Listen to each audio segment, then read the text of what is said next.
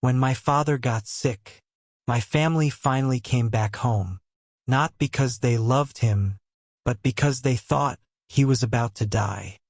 The house hadn't been this full in years. Cars lined up outside the driveway, expensive ones.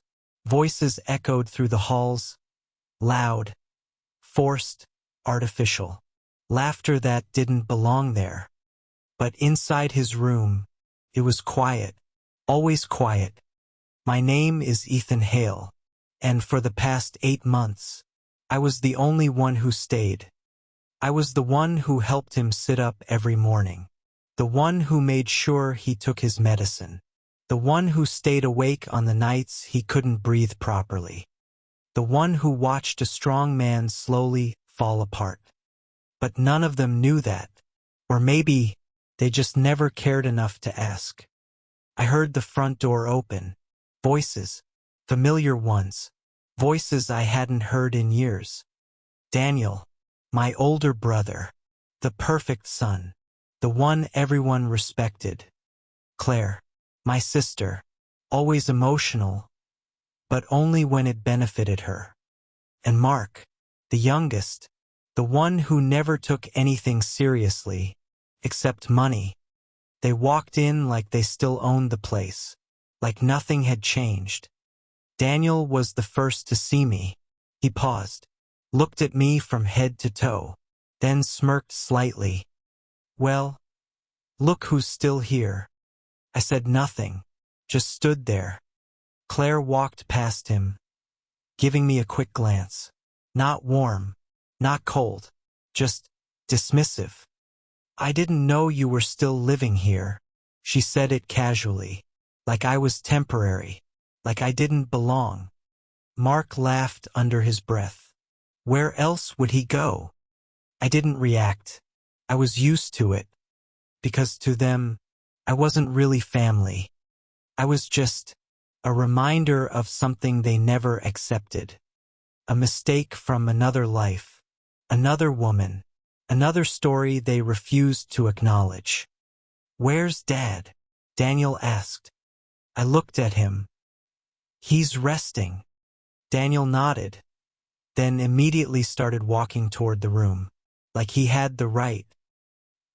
He shouldn't be disturbed right now. He stopped, turned slowly, looked annoyed. I didn't ask for permission. Of course he didn't. He never did. Before I could say anything, the door opened, and there he was, my father, Richard Hale. Weaker, paler, but still present, still watching, always watching. "Daniel," his voice was low, but clear. "Dad." Daniel's tone changed instantly, soft, concerned, almost convincing. Claire rushed forward. "Oh my God, you look so weak." She held his hand, too tightly, too suddenly. Mark stood behind them, quiet for once, observing, calculating. I stepped back, let them have their moment, their performance, because I had already seen the truth, every single day. "I didn't expect all of you to come," my father said slowly. Daniel smiled. "Of course we came, Dad. We were worried." Worried. That word felt heavy in the room. Not real, just convenient. My father's eyes moved, from Daniel, to Claire, to Mark, then finally, to me. For a brief moment, everything else disappeared, because in that look, there was something real, something quiet, something they would never understand. He nodded slightly, almost unnoticeable, but I saw it. Then he looked back at them. "I'm glad you're here." And just like that, the game began. That night, the house changed. Dinner was loud, too loud. They talked about business, about investments, about things that had nothing to do with him. But every now and then, they'd look at him, check if he was watching. And when he was, they'd switch. "How are you feeling, Dad?" Did you take your medicine? Do you need anything? Perfect timing. Every time. I sat quietly, watching, listening, because I knew something they didn't. This wasn't concern. This was strategy. Later that night, I passed by the hallway, and I heard voices, whispers. Daniel, Claire, Mark. We need to understand the will. Daniel's voice was low, serious. Claire responded. He hasn't said anything yet. Mark scoffed. He will soon. A pause. Then Daniel again. We can't let things get complicated. Claire lowered her voice. What about him? Silence. Then Mark laughed softly. He's not even a factor. My hand tightened slightly, but I didn't move. Daniel added calmly, he won't get anything. That was the moment. Not anger, not pain, just clarity. To them, I didn't exist. I walked away quietly, back to my father's room. He was awake, looking at the ceiling. You heard them. He said it without looking at me. I didn't respond. They think I don't see it. I sat beside him. But I do. His voice was calm, too calm. They came for what I have. A small pause. You stayed when I had nothing to give. I looked at him, but he was still staring ahead. Not weak, not broken, just aware. I didn't stay for anything, I said quietly. I know. For the first time that day, there was silence that felt real. No pretending, no performance, just truth. And in that moment, I realized something. This wasn't going to end the way they expected. The next morning, everything changed. Not the house, not my father, but them. Suddenly, they cared. I walked into the kitchen early, like I always did. Coffee brewing, medicine ready, breakfast simple, routine. Then I heard footsteps. Claire. She walked in, already dressed, already smiling. Too early for that kind of energy. Oh, you're up. I nodded. She looked at the table, then at the tray I was preparing. You don't have to do all this alone, you know? I almost smiled. Almost. Been doing it for months. She paused, just for a second, then quickly recovered. Well, we're here now. Of course. Now. She stepped closer. I'll take this to Dad. I looked at her, then at the tray, then back at her. He hasn't taken his morning meds yet. She blinked. Right? I knew that. But she didn't. Still, I handed her the tray. Let her do it. Let her play the part.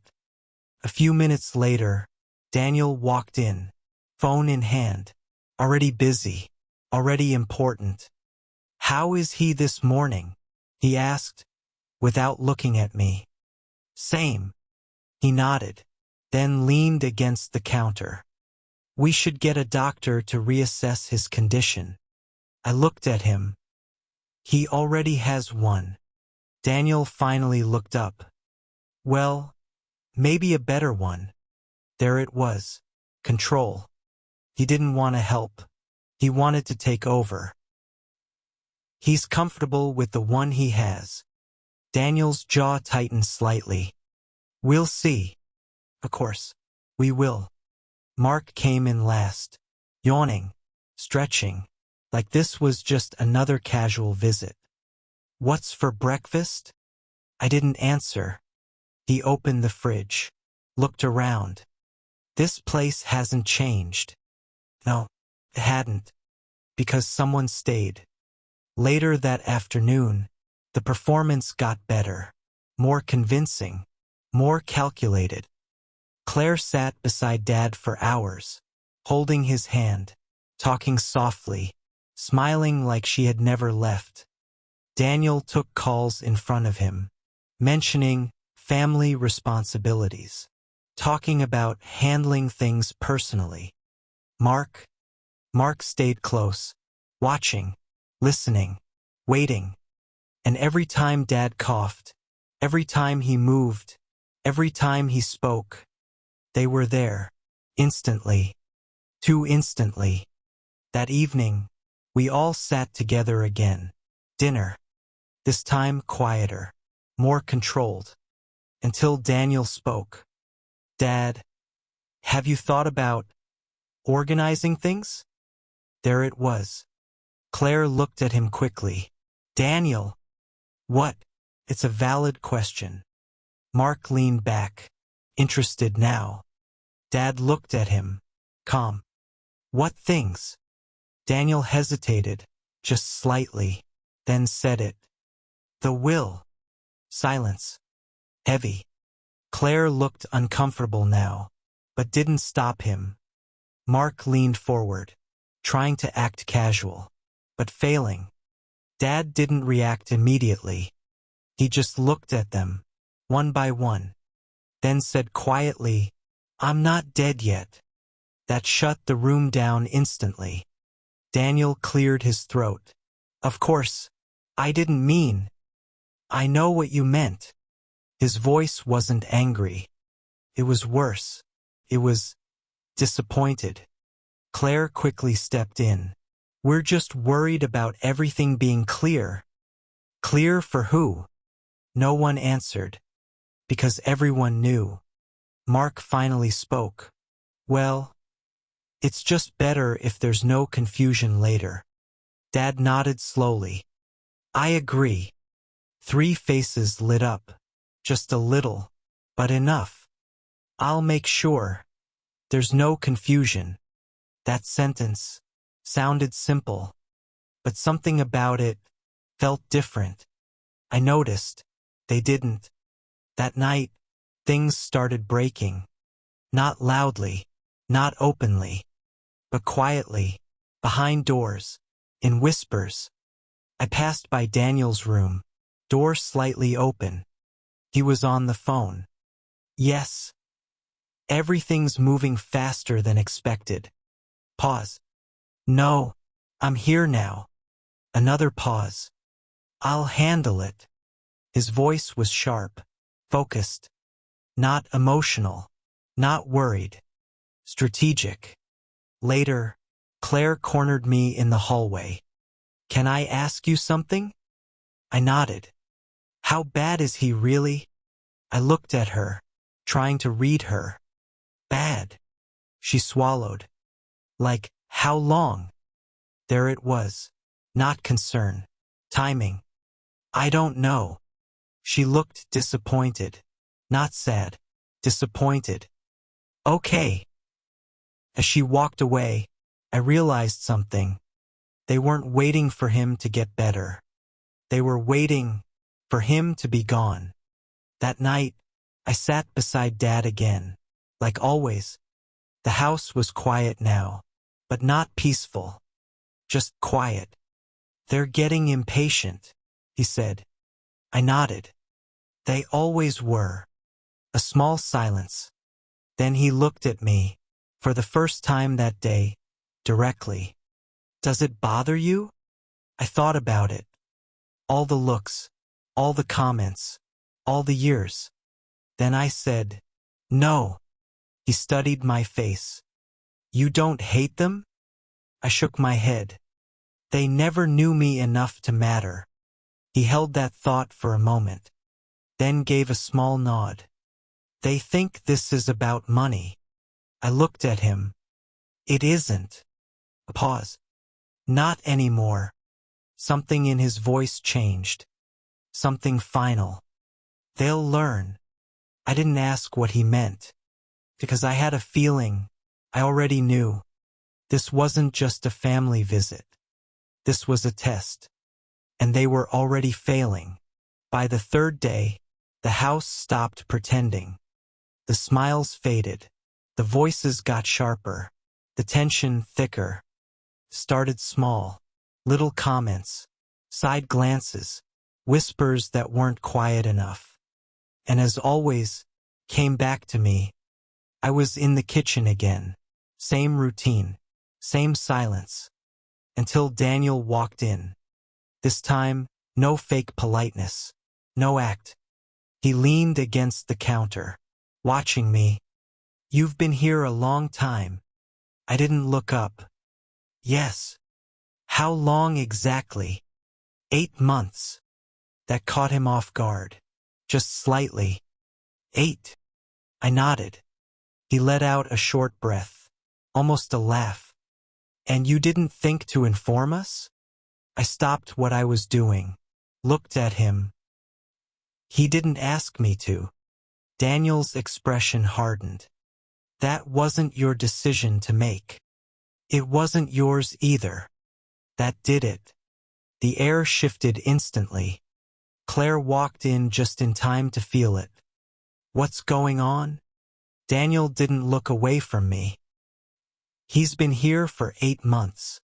Claire's eyes widened slightly, then turned to me. "Is that true?" "Yes." A pause. Then she said it, soft, but sharp. "Why didn't you tell us?" I held her gaze. "Would you have come?" Silence. Mark entered at the worst possible moment. Or maybe the perfect one. "What's all this?" Daniel answered for me. "He's been playing caretaker." Mark raised an eyebrow, looked at me. "Well, that explains a lot." "Explains what?" I asked. He smirked. "Why you're still here." There it was. Claire tried to soften it. "I'm sure he just wanted to help." Mark laughed. "Yeah, help himself." I didn't react, but inside, something shifted. Not anger. Distance. Daniel stepped closer now. "You think staying here gives you some kind of claim?" I met his eyes. "I didn't stay for a claim." "Then what?" "For him." Mark scoffed. "Please, don't act like a saint." Claire crossed her arms, watching, judging. Daniel's voice dropped lower, colder. "You're not even his real son." Silence. That line hung in the air, heavy, ugly, but not new. I had heard it before, many times. Still, it never lost its edge. "He raised me," I said calmly. "That doesn't make you blood." "No, but it makes me family." Mark laughed again, short, mocking. "Not to us." "Of course not." Claire didn't say anything, but she didn't disagree either. That was enough. Daniel straightened. "Let's be clear. You're here. That's fine. But don't confuse your role. You're not part of this." I looked at all three of them, one by one. And for the first time, I said it. "I never was." Silence. Then I picked up the tray, walked past them. Not fast, not angry, just done. Behind me, I heard Mark whisper. "He really thinks he matters." I didn't turn around, because now I understood something clearly. They didn't just ignore me. They needed me to be nothing. Because if I was something, then they had to question themselves. And they weren't ready for that. That evening, things got worse. Dinner turned into an argument. Not about Dad. Not really. About control. About money. About who deserved what. Daniel wanted structure. Claire wanted fairness. Mark wanted everything. Voices rose. Chairs moved. Tempers snapped. And in the middle of it, Dad sat quietly, watching, listening, taking it all in. "I've done more for this family than any of you," Daniel snapped. Claire fired back. "You only show up when it benefits you." Mark laughed. "At least he shows up. Unlike some people." That was aimed at both of them. And maybe at me too. I was here, Claire shouted. Just not physically. That's the point, Daniel cut in. Dad coughed. Hard. Instantly, silence. They rushed to him. All three. At once. Dad, are you okay? Get some water. Too fast. Too rehearsed. I stepped in quietly, gave him his medicine, helped him sit back. He held my hand for a second. Just a second. But they saw it. And that changed everything. Claire noticed first. Her eyes narrowed slightly.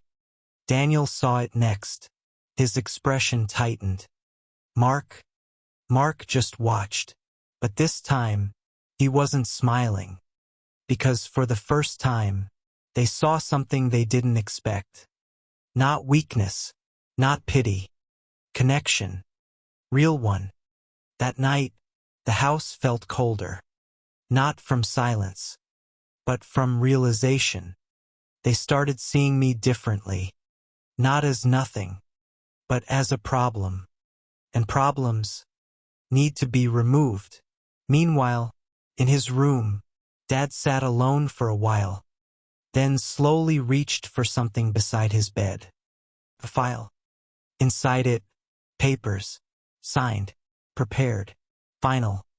He looked at it for a long moment, then said quietly to himself, "They still don't understand." A small pause. But they will. The next few days felt slower, heavier. The arguments didn't stop. They just got quieter, more controlled, more dangerous. No one said anything directly anymore, but everything was understood. I stayed in his room most of the time, like always, and they stayed outside it, waiting, watching. Then one morning, everything changed. I walked in with his medicine, like I always did. But this time, he didn't reach for it. "Dad!" No response. I stepped closer. His eyes were closed, peaceful, still, too still. My chest tightened. "Dad!" Nothing. And just like that, it was over. No dramatic moment. No last words. Just silence. The kind that doesn't leave.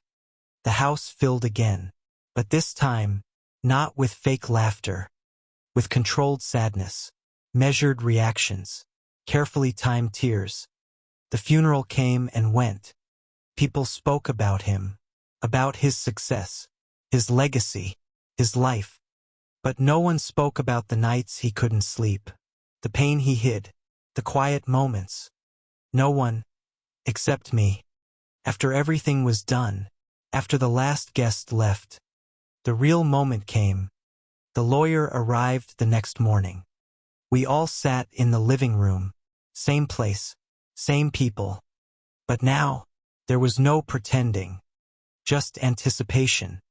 Daniel sat straight. Focused. Claire looked tense. Restless. Mark leaned back, trying to act calm. But his eyes gave him away. And me? I sat quietly, like always. The lawyer opened the file. Slowly. Carefully. "This is the final will and testament of Richard Hale." Silence. Heavy. Expecting. He began reading. "To my children." A pause. "Who remembered me only when I was dying." The room froze. Daniel's expression changed instantly. Claire looked down. Mark frowned. The lawyer continued. "I have watched you in these final days. Your words, your actions, your intentions. Every sentence felt heavier than the last.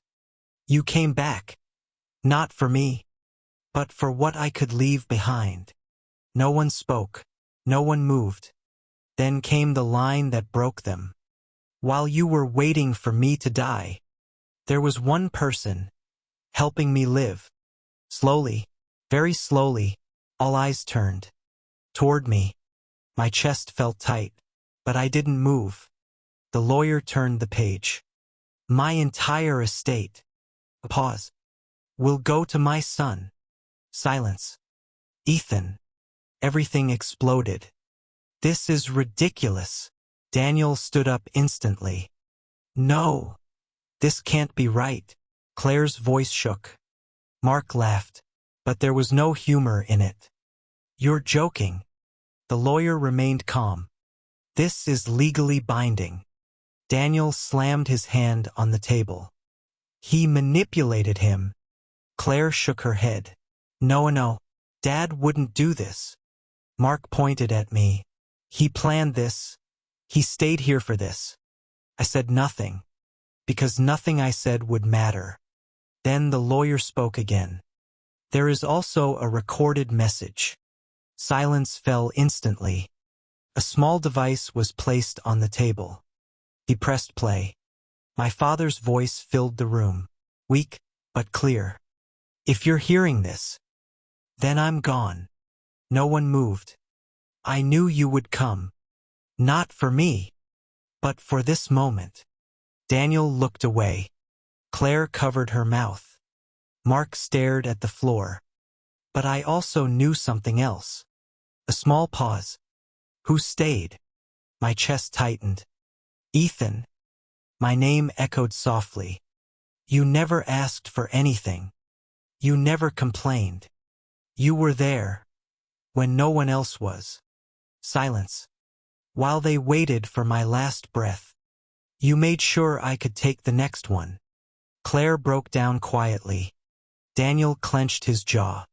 Mark didn't move. This is not about blood. It never was. It's about who chose to be my family, and who only remembered me when it was convenient. The recording ended, and the silence that followed was unbearable. No one spoke, because there was nothing left to say. Daniel finally looked at me, but this time, there was no arrogance. Just defeat. Claire couldn't even look up. Mark shook his head slowly. This is insane, but his voice had no strength. I stood up. Not proud, not angry, just steady. I didn't stay for this. They didn't respond. I stayed. Because he was my father. That was the truth. Simple. Unchanged. I walked toward the door. No one stopped me. No one argued. Because for the first time, they understood. Not the money, but the loss. And by the time they realized it, it was too late. Months later, things were different. The house was quiet again. Not empty, just peaceful. I kept it the way he liked. Simple. Alive. As for them, I heard things. From people. From time. Daniel lost control of his business. Claire stayed distant from everyone. Mark disappeared into his own problems. Not because of the money, but because of what they lost trying to get it. And in the end, the inheritance wasn't the money. It was the truth. That family isn't decided by blood, but by who stays when there's nothing to gain.